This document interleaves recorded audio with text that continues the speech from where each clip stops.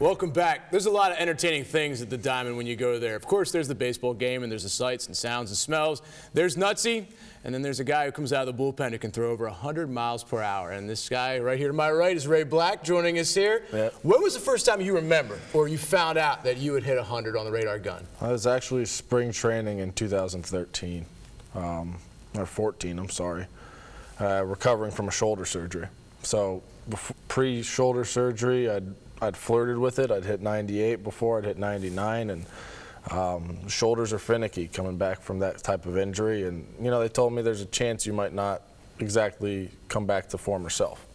And so I kind of expected to go out there my first outing after the shoulder surgery, and you know, be in the low 90s, maybe mid 90s if I'd be lucky, and come off the field after a long, wild outing. After not pitching in 2 years, I'd found out I'd actually hit 100 for the first time. And quite a relief to be back to that. What was your reaction?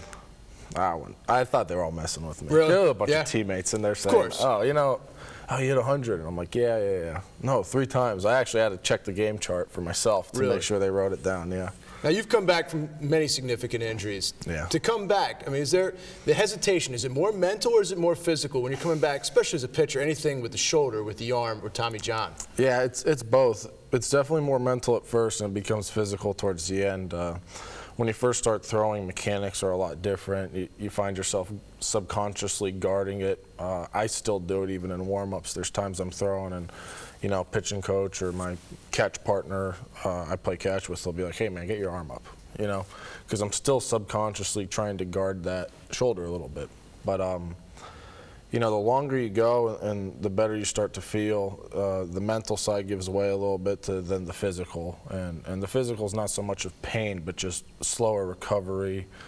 You know, days you're not going to feel quite as good as the other guys. And then you find yourself doing more and more work just to get onto the field and stay on the field healthy. Something you're willing to sacrifice. Well, you've sacrificed a lot. You've taken a long career, and correct me if I'm wrong here, you got injured before your career at Pittsburgh began. They honored your scholarship. You fought through a lot of injuries. Have you ever thought about giving it up? Oh, man, I'd be lying to you if I said no. Yeah. I definitely thought about it. I mean, out of high school, like you'd said, I had Tommy John surgery my senior year of high school, and that was a tough blow for me. I was only 17 years old, and, you know, to find out what that surgery was, and I wasn't familiar with it before I needed it.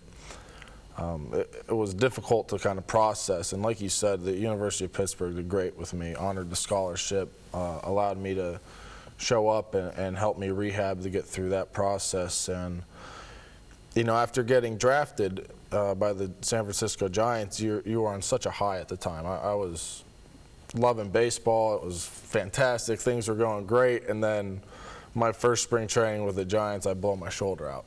And right there I was like, maybe this just isn't for me. Maybe my body physically can't handle it. And the doubt starts to set in. But when you go through that process, and I tell some of the guys and friends I know now that are going through some Tommy John, and you see the success stories. You know, guys like Osich have had injuries and they're in the big league, a power reliever. A guy like Strickland who had shoulder and elbow issues and he'd overcome it, and he's in the big leagues right now as well. You know, you see that light at the end of the tunnel, and you try and focus on what your main goal is. And for me, that's to help the San Francisco Giants in the big leagues. All right, I'm going to do the next question by knocking on wood first. Here's to you staying healthy. Absolutely. You're rocking the ball right now. Do you feel like this is the best that you've been throwing in a long time, if ever? I feel comfortable, and it was actually Klein and Lee Smitty. I had a bullpen, a couple sessions with them, and we figured something out a little bit mechanically, and went back and watched the video from when I first came off of my surgery back in 2014 when I was with Augusta in Low A, our affiliate.